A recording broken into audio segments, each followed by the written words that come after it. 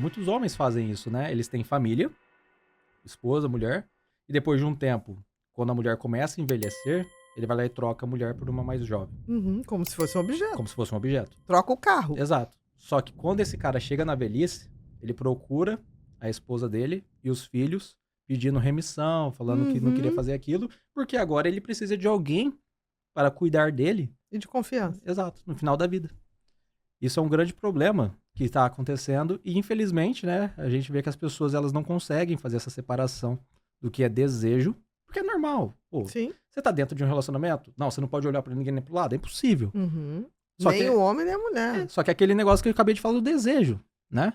Você deseja, beleza, é bonito, tem um cabelo, tem um rosto, mas Uhum. não quer dizer que eu vá lá.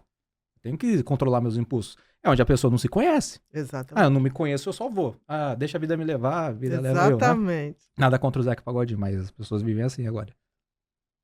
Mas o que você, por exemplo, você faz uma mentoria de relacionamentos. Sim, E essa sua mentoria é baseada nesse inventário. sim. E quais seriam, claro, se você puder colocar, as estruturas básicas, os pilares? Tá? Só não vou entrar em detalhe porque vai que algum cara aí me Claro. copia. Não, não. Tô É o brincando. básico, Tô né? brincando. O primeiro ponto é o autoconhecimento. Sim. Porque eu me tenho como base. Eu falo que o meu primeiro mentorado de sucesso fui eu mesmo. Você testou em você Eu mesmo. testei em mim mesmo. Porque eu falei assim, pô, se eu não testar, alguém tinha que sair com Exatamente. êxito, né? E eu recebo muito depoimento. No atual momento já foram mais de 1.700 mentorados, né? Uhum. E a cada mentorado são 50 minutos ali com eles, então tem bastante tempo.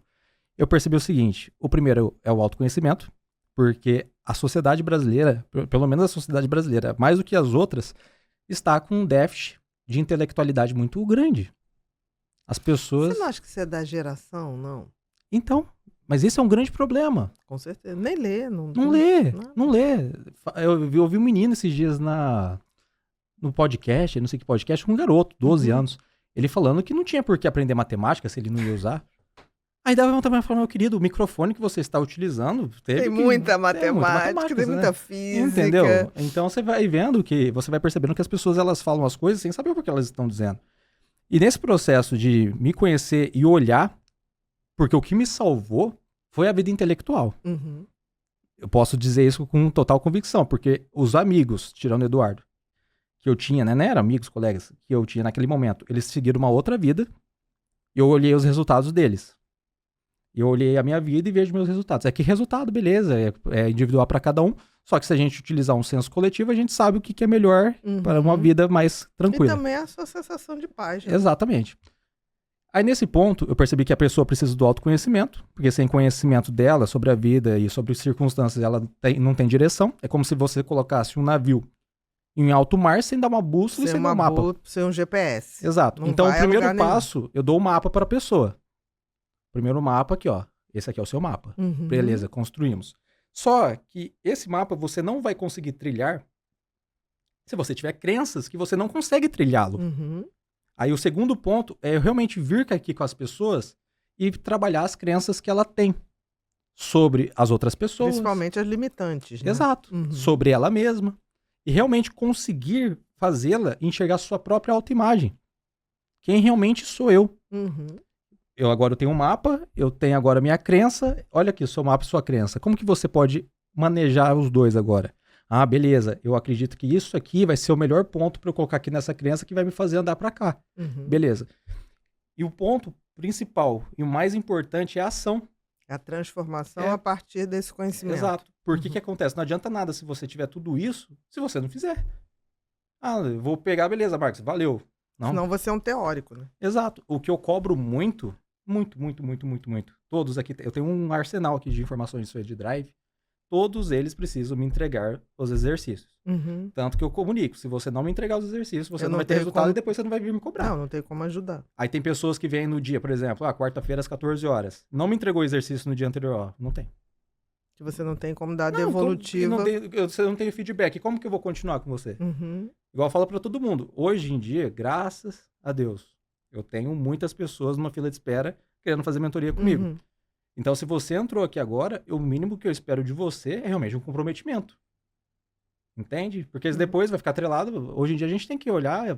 Nós temos uma imagem a zelar e a gente precisa. Como eu te falei, influência pessoal. Se eu não Uhum. estou exercendo a minha, que é o meu projeto de vida, como que eu vou cobrar isso de um aluno? Então, como eu costumo brincar, né? Sim. Como um bom ariano competitivo, eu pego e levo tudo isso muito a sério. Uhum. Não, e tem que levar, né? Comprometimento tem que ser da parte da pessoa e da pessoa que está buscando o serviço. A pessoa que está buscando serviço, nos seus pacientes que você falou que tinham, eles buscavam quando eles estavam bem? Por exemplo, hoje eu estou num dia ótimo. Nunca. Até porque eu era médica, né? Eu sou médica, mas assim, ninguém procura um psiquiatra para dizer que está feliz. Agora, eu tinha exatamente isso. Primeira etapa era tirar a patologia, tirar as limitações, no seu caso são as crenças. No meu, eu tinha que tirar ou a depressão, ou o pânico, a ansiedade, ou a bipolaridade, tinha que controlar isso para que depois, sobre bases corretas, eu não vou pedir uma pessoa com depressão para poder exercitar algumas coisas, Não, não tem nem como. ela não tem como. A partir dali eu dizia, agora começa a segunda etapa do tratamento, que é a mudança. Uhum. E muitos dali embora, Êxito. sem o menor problema, Entendi. né? E os que ficavam, realmente, a gente conseguia fazer uma coisa bem bacaninha, assim, bem bacaninha. Mas é sempre assim, é uma escolha, né? Tem gente que só quer deixar de querer morrer, mas não quer viver. É verdade. Então você tira ela da depressão e ela Quando tá ok pra mim. eu trabalhava com marketing, fazia meus textos de venda, minhas cartas. Tanto que no meu Instagram eu escrevo muito. Tem um Uhum. destaque lá que só dos meus inscritos, né? Eu gosto. E eu sempre falei, as pessoas elas fogem de duas coisas. Ou o medo de morrer, ela foge contra o medo da morte. Instintivo, né? Ou ela corre para a vida. Uhum.